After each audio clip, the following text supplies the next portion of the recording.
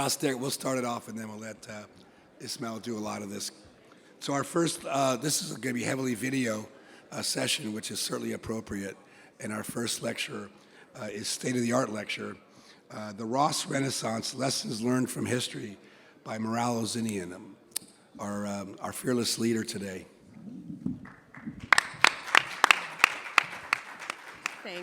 Thanks very much, Joe and Ismail. Looking forward to this session. So the Ross session is heavy on video, but I want to take you a little bit through the data to try to understand what's happening with Ross, what went wrong the first time, how we can make it better now. So in the next 15 minutes or so, we'll talk about what has prompted the current Ross Renaissance, what led to the decline of the Ross. You know, what happened the first in the initial stages of the Ross. What have we learned from history? And then I'll talk a little bit about current trends in North America. So what has prompted the Ross Renaissance? And I think this, there's a lot of interest and excitement around the Ross. Is this a trend? Is this a fad? Or is this based on data? Why is there so much interest around the Ross? And I will argue to you, and I hope you see in the data slides, that this is based on data. And when we talk about data and outcomes, we have to talk about the endpoints that are most meaningful to patients, and the endpoint that is most meaningful to patients is survival. It doesn't matter if you have reoperation, you have your TAVI, and you're home the same day. If you're going to be dead in 10 years, then it's really not worth it when you're a young patient. So I will say that it's unequivocally been shown that Ross is the only valve replacement option that restores survival to that of the general population. This has not only been shown once. This was shown in Jakub's data, in Dr. David's data, in the German Ross registry, in Brussels, and across Europe. Multiple times, Ross has been shown to be restoring survival after aortic valve replacement to that of the general population. This is the only randomized data on Ross, and it was the original Ross versus Homograft showing better survival and freedom from reoperation with the Ross. And this is the only randomized trial out there, and it will remain the only randomized trial out there. But apart from the randomized data, we do have observational propensity-matched comparisons. Skillington was the first to show that Ross was associated with survival compared to mechanical valves. So there was, 66% more likelihood to die after a mechanical valve compared to a Ross. And you saw this data earlier. Ismail showed in New York and California state data, again, that survival after Ross matches that of their general population, and it's much worse after bioprosthetic or mechanical valve replacements. We looked at our own Toronto data. These are the original cohort of Ross patients of Dr. David's. Amin Mazin's the first author of this paper, same issue of Jack. And we found the same exact hazard ratio, 0.35.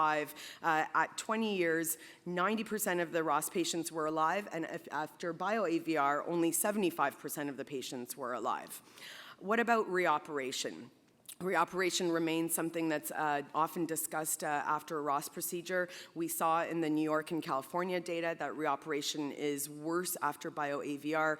In the Toronto data, we see the same thing, and I want you to pay attention to these curves because in the first 10 years after bio-AVR compared to Ross, the curves are identical. They are completely mirroring each other. In the second decade, the reoperation rate after bio shoots up like a skyrocket.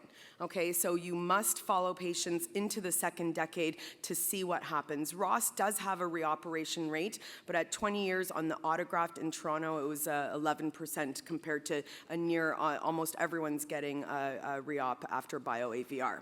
What about valve-related complications? We looked at stroke or major bleeding compared to mechanical valves. It's essentially negligible after Ross. After mechanical valve at 20 years, even in Canada with universal health care and so on, 20% risk of stroke or major bleeding after a mechanical valve, which is something I think we don't always tell our patients who are coming to the clinic. All the valve-related complications have been shown in the European data. data to be low after Ross. And Ismail taught us an important lesson that not all valve-related complications are created equal.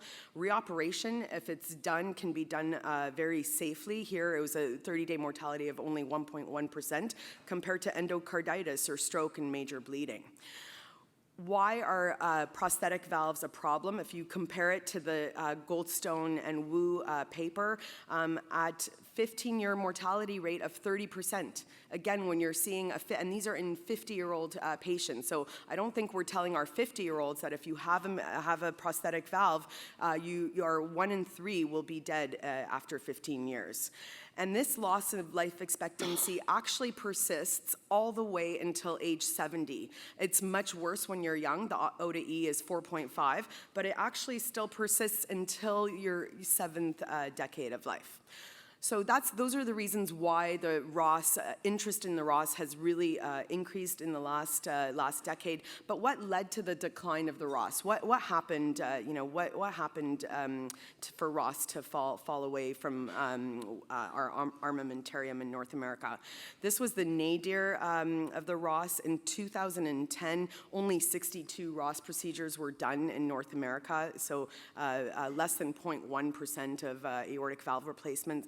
And let's look at a couple of papers. We don't have time to cover everything, but this paper was one of the nails on the coffin of Ross. It was the Rotterdam data where they showed 2 problems. One, the early mortality was very high, 2.7%.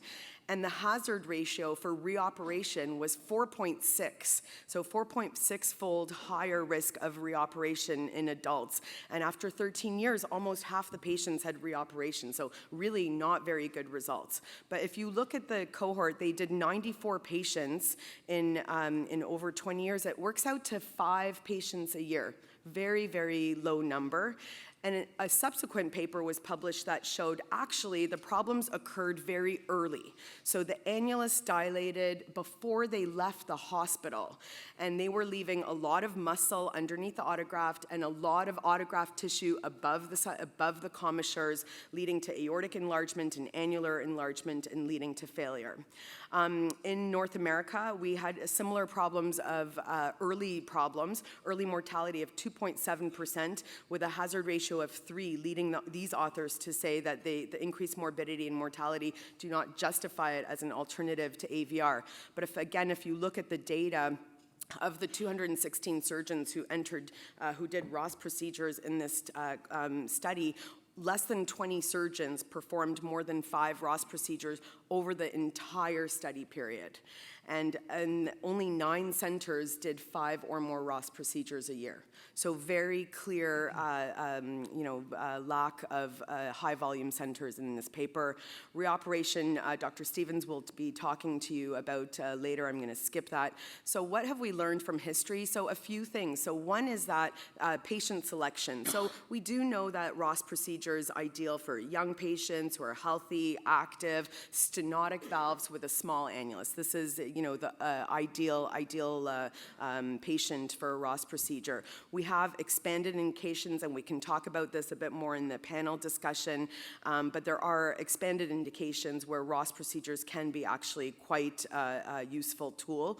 Who should not be offered a Ross? We've learned this over time. So certainly patients with limited life expectancy, advanced comorbidities, either there's limited benefit or increased risk of doing a Ross. And those are the patients who should not be offered a Ross procedure. And certainly the risk tolerance and safety profile is surgeon specific.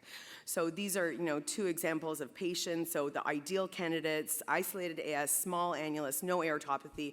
The patient on the right could have a Ross if it's an unrepairable valve, isolated AI, large annulus aortopathy, but that requires a tailored approach.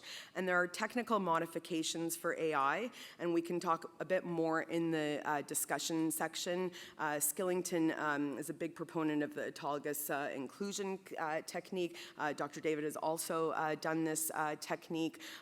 Full root replacement into a Dacron graft. We'll hear more about Gibrine. I love Gibrine, but I don't agree personally with that technique, but we'll see this as an alternative for patients that that may help prevent some problems in the future.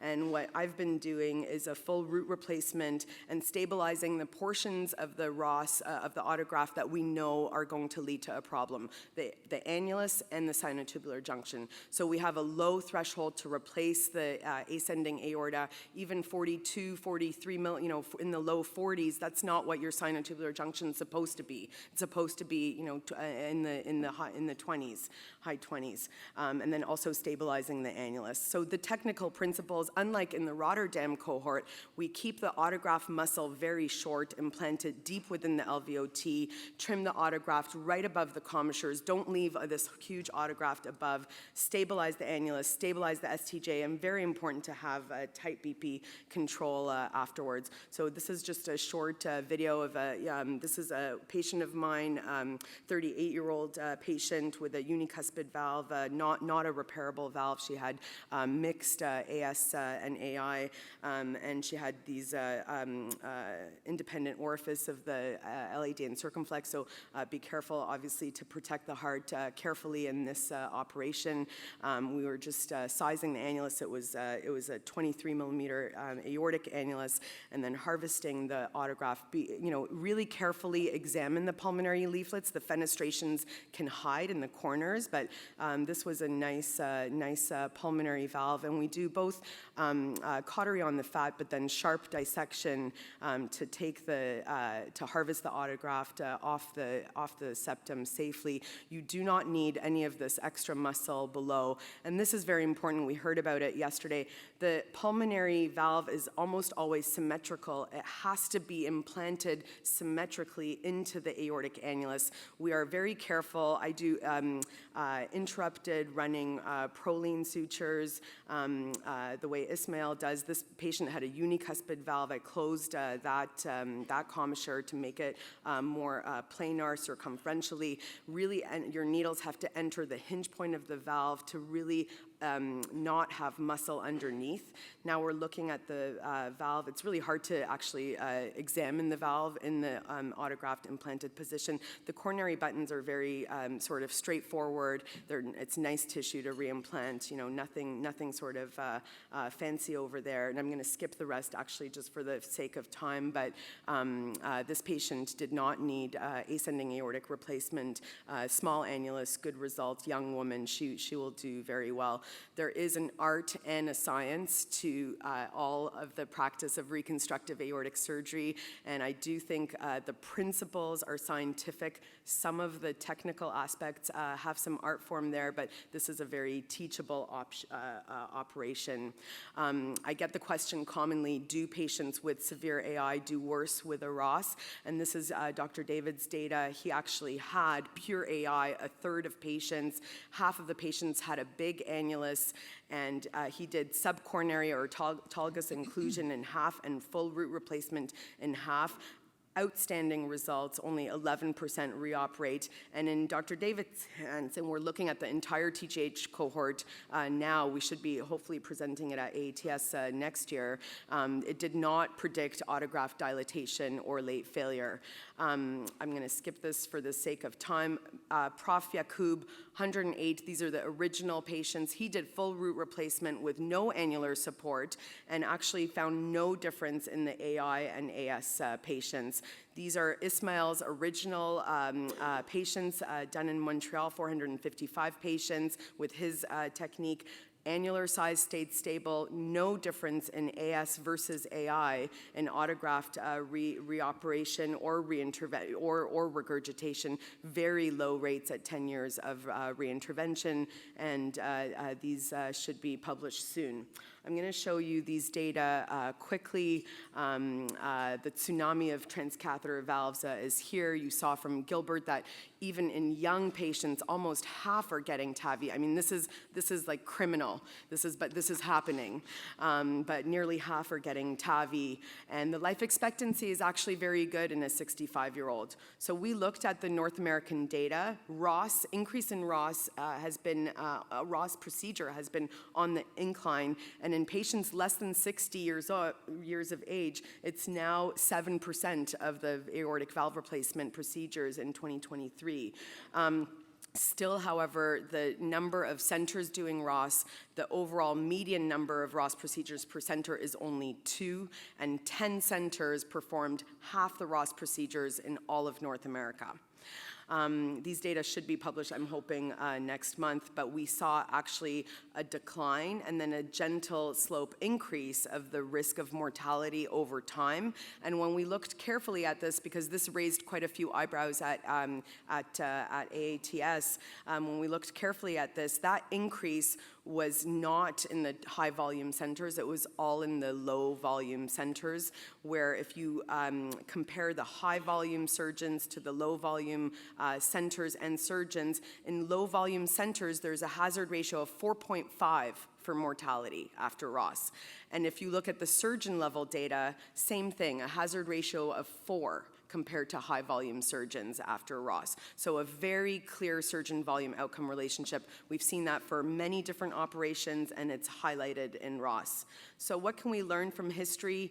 Certainly we've learned about patient selection. I think we've learned a lot about the technical details that can improve the long-term durability of this operation. And we have learned recently that Ross in particular has a very strong volume outcome relationship. There is a learning curve with the Ross. It's about 75 cases, which sounds like a lot, but it's actually the same as learning minimally invasive mitral valve repair. And so to achieve safe, wider dissemination, I do think the procedure has to be standardized and reproducible. As Dr. David said this morning and yesterday as well, if only 3 people are doing it in the world, it's not going to be accessible to patients. So we do have to teach and disseminate this procedure. We need dedicated surgeons and centers. You cannot be a casual Ross surgeon. You cannot do 2 Ross procedures per year, but this is accessible to aortic root surgeons who are dedicated to learning and doing this procedure. We need prospective critical evaluation of our own patients. Our results should be transparent and they should be accessible to all patients. So to summarize, Ross procedure is a specialized skill set, has been shown by multiple centers and multiple surgeons to have excellent early and late outcomes. History has taught us about patient selection, technical details, and the importance of the volume outcome relationship, and broader dissemination of the Ross must be done thoughtfully and safely. Thank you so much.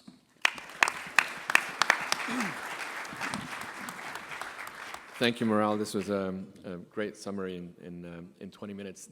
So we'll kick off the video.